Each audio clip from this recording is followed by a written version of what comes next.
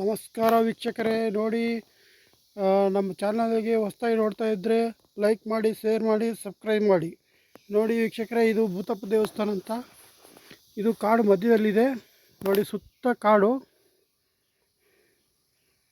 ನೋಡಿ, ಸುತ್ತ ಕಾಡಿದೆ ವೀಕ್ಷಕರೇ. ನೋಡಿ, ಇದು ಮಧ್ಯದಲ್ಲಿದೆ. ಇದು ಸುತ್ತಮುತ್ತ ಊರಿನ ಗ್ರಾಮದ ದೇವರು ವೀಕ್ಷಕರೇ.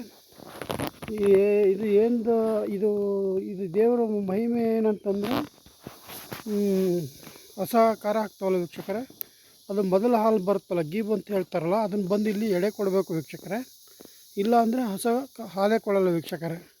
ಈ ದೇವ್ರದ್ದು ಮಹಿಮೆ ಹಂಗಿದೆ. ಮತ್ತೇನಾದರೂ ಈ ಕಾಡು ಮಧ್ಯದಲ್ಲಿ ಹಸುಗಳು ಕರ ಹಾಕಿರ್ತಾವಲ್ಲ ವೀಕ್ಷಕರೇ, ಆ ಕರ ಏನಾದರೂ ಅಲ್ಲೆಲ್ಲ ಕಾಣದೆ ಹೋದರೆ, ಇಲ್ಲ ಬಿಟ್ಟು ಬಂದಿದ್ದರೆ, ಬಂದು ಇಲ್ಲಿ ಪೂಜೆ ಮಾಡಿಸ್ಕೊಂಡು ಹೋದರೆ ಆ ಕರ ಬಂದು ಮನೆಗೆ ಬರುತ್ತೆ ವೀಕ್ಷಕರೇ. ಆ ಥರ ಸಂಪ್ರದಾಯ ಇದೆ ವೀಕ್ಷಕರೇ ಈ ದೇವ್ರದ್ದು. ಸುತ್ತಮುತ್ತ ಊರಿನ ಈ ದೇವರು ಪವರ್ಫುಲ್ ದೇವರು ವೀಕ್ಷಕರೇ. ಮತ್ತು ಆಮೇಲೆ ಇಲ್ಲಿ ಮೊದಲೆಲ್ಲ ಕಾಲ್ನಡಿಗೆಯಿಂದ ಬರ್ತಾಯಿದ್ವಿ ವೀಕ್ಷಕರೇ. ಈಗ ರೋಡ್ ಮಾಡಿದ್ದಾರೆ. ಅದು ಬಿಟ್ಟರೆ ಆಮೇಲೆ ಇಲ್ಲಿ ಇದು ಚಾಮುಂಡೇಶ್ವರಿ ಚಾಮುಂಡೇಶ್ವರಿ ದೇವಿ. ಇದು ನೋಡಿ, ಇಲ್ಲಿದೆ, ಸ್ವಲ್ಪ ದೂರದಲ್ಲೇ ಇದೆ.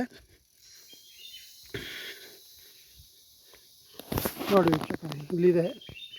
ಇದು ಕಾಡು ಮಧ್ಯದಲ್ಲೇ ಇದೆ. ಇದು ನೋಡಿ, ಅದು ಅಲ್ಲಿದೆ ದೇವಸ್ಥಾನ, ಭೂತಪ್ಪ ದೇವಸ್ಥಾನ, ಚಾಮುಂಡೇಶ್ವರಿ ದೇವಸ್ಥಾನ ಇಲ್ಲಿದೆ.